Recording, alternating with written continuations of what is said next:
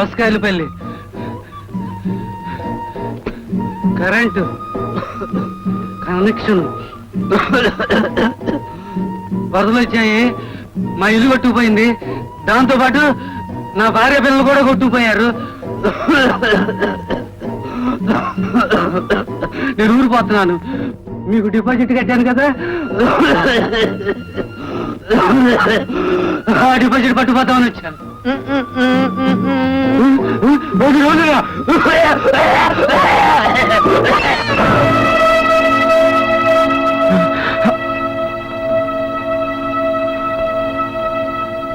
పాపం చచ్చిపోయాడు.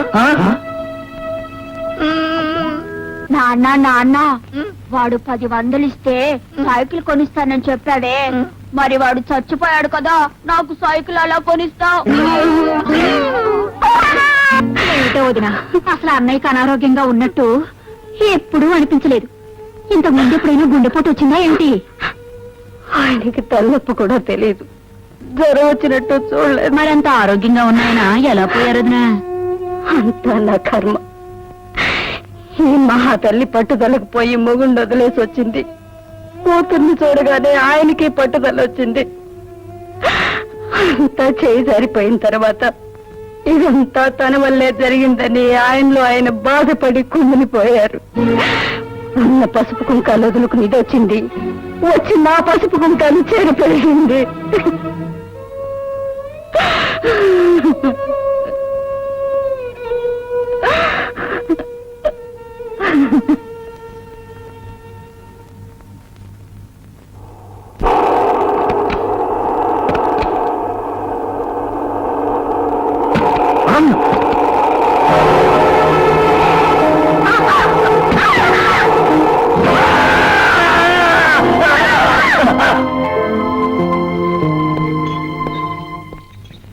సరళ గారు మీరేనా? అవునండి. ఒకసారి లోపలికి వస్తారా? మీరు ఇక్కడ కూర్చోండి.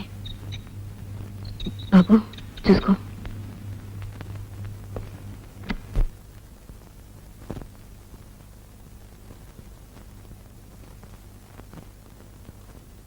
ఏమండి,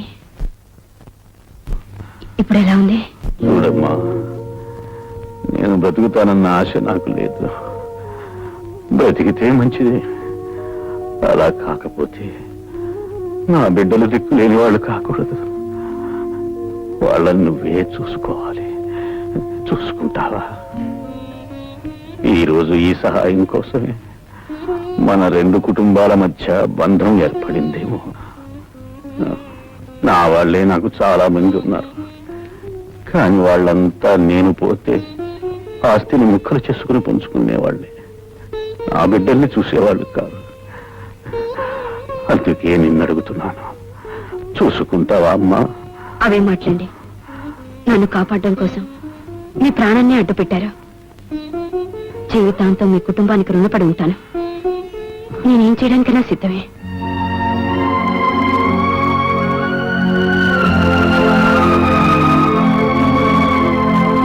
లాయర్ గారు, నా ఆస్తి మొత్తం ఆమె రక్షణలో నా బిడ్డలకి దక్కేలా రాయండి. అది చట్ట ప్రకారం సాధ్యం కాదు. మీ తర్వాత మీ ఆస్తి మీ భార్యకే దక్కుతుంది, కానీ మీకు భార్య లేదు. ఇప్పుడు ఎలాగా? చూడమ్మా, ఆయన ఆస్తి అంతా నీ పేర రాయమంటున్నారు. నీ సంరక్షణలో పిల్లలకు దక్కేలా రాయమంటున్నారు. అలా చేయడానికి చట్టబద్ధమైన కొన్ని నిబంధనలున్నాయి. రేపు ఆయన తర్వాత ఆయన దాయాదులు నువ్వెవరైనా అడగవచ్చు. అందుకు నువ్వేం సమాధానం చెప్తావు? అప్పుడు వాళ్ళు ఆస్తిని కాజేసే ప్రమాదం ఉంది. అందుకే నువ్వు ఆ పిల్లలకి తల్లివి కావాలమ్మా. పిల్లలకు తల్లి అంటే చట్టబద్ధంగా నువ్వు ఆయనకు భార్యవు కావాలి. అప్పుడే పిల్లలకు నిజమైన సంరక్షణాలు కాదు. ఆలోచించద్దు. నువ్వు ఆలోచించేలోగా ఏ క్షణంలో అయినా ఆయన ప్రమాదం జరగవచ్చు. అప్పుడు పిల్లలు దిక్కులేని వాళ్ళైపోతారమ్మా.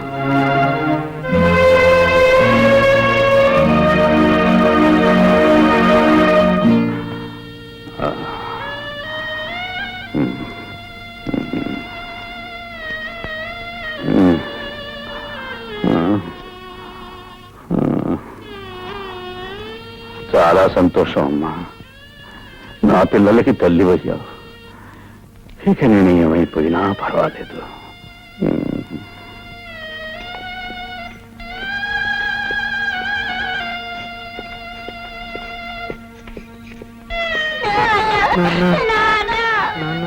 బాబు ఊరుకోండి బాబు.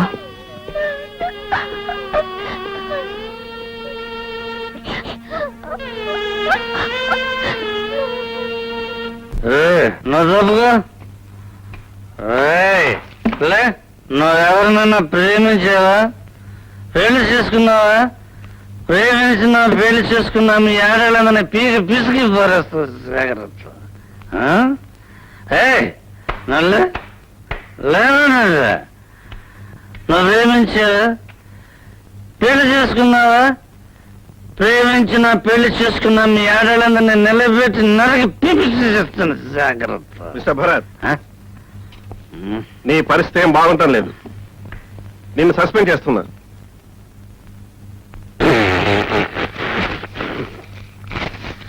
After all your job, this is life. That is job. Life is greater than your bloody job. Goodbye. Goodbye. Goodbye, your job, ladies' job. నేను బతుకుతానని, తిరిగి నా బిడ్డలతో ఇంట్లో ఉంటానని ఊహించలేదు. అదృష్ట దేవతవి నువ్వు ఈ ఇంట్లో అడుగు పెట్టావు, అందుకే నేను బతికాను. భగవంతుడు నాకు కాళ్ళు లేకుండా చేస్తే చేశాడు గాని నా బిడ్డల్ని కళ్ళల్లో పెట్టుకుని చూసుకుని ఒక దేవతని వాళ్ళకి తల్లిగా ప్రసాదించాడు. అదే నా ఆనందం. ఆ ఆనందమే నాకు చాలు.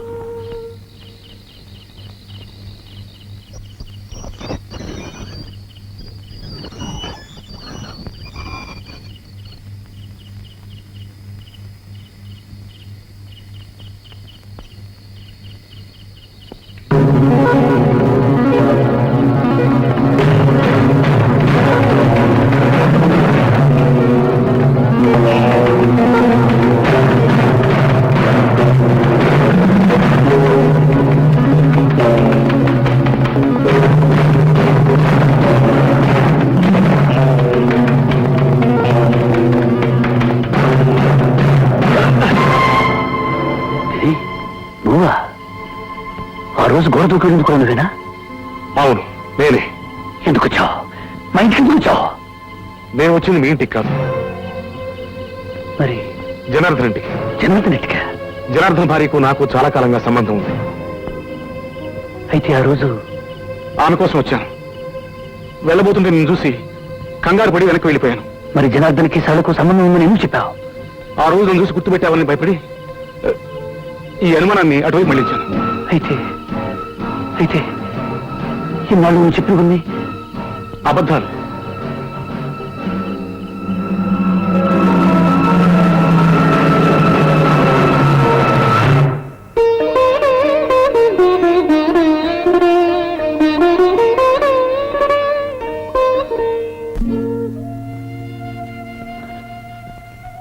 సారీ.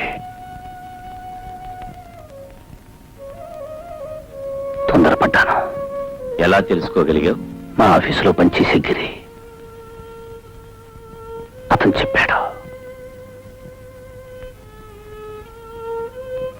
గిరి మీకు తెలుసా? ఈ కాంపౌండ్ ఎందుకు వస్తున్నాడో మీకు తెలుసా? భరత్, ఇదేమిటి? గుప్పిట. ఇందులో ఏముంది? తెలీదు. ఇప్పుడు ఏమీ లేదు. అదే నీకు నాకు ఉన్న తేడా. తెలిసి కూడా సహించారా? వదిలేయాలి, లేదా చంపేయాలి, లేదా చావాలి. ఫలితం అల్లరిపాలు. మిస్టర్ భరత్, ప్రవాహానికి ఎదురెళ్లే అలవాటు నాకు లేదు.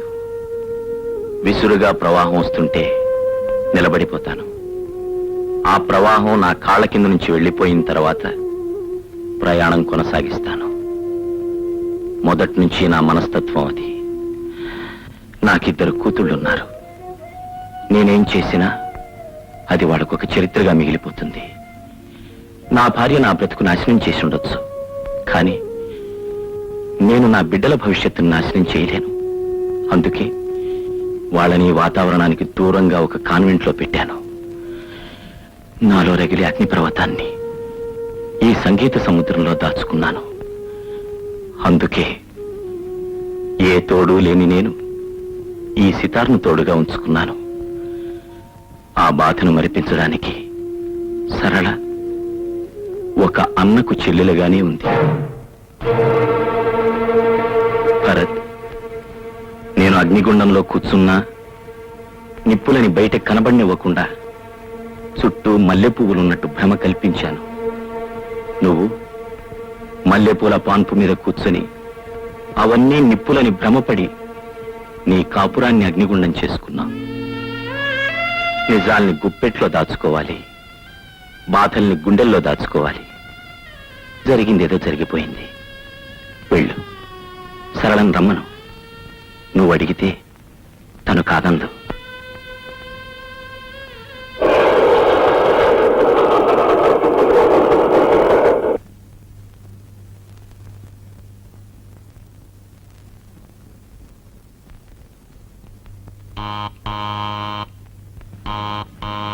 ఎవరు?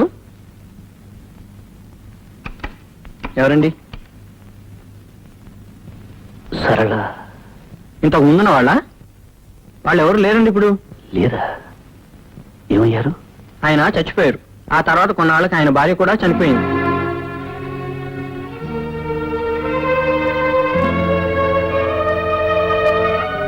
మరి మరి సరళ ఆయన చనిపోయాక ఆమె ఇల్లు విడిచిపెట్టి వెళ్ళిపోయింది. ఆ తర్వాత వేరే ఎవరినో పెళ్లి చేసుకున్నాడు.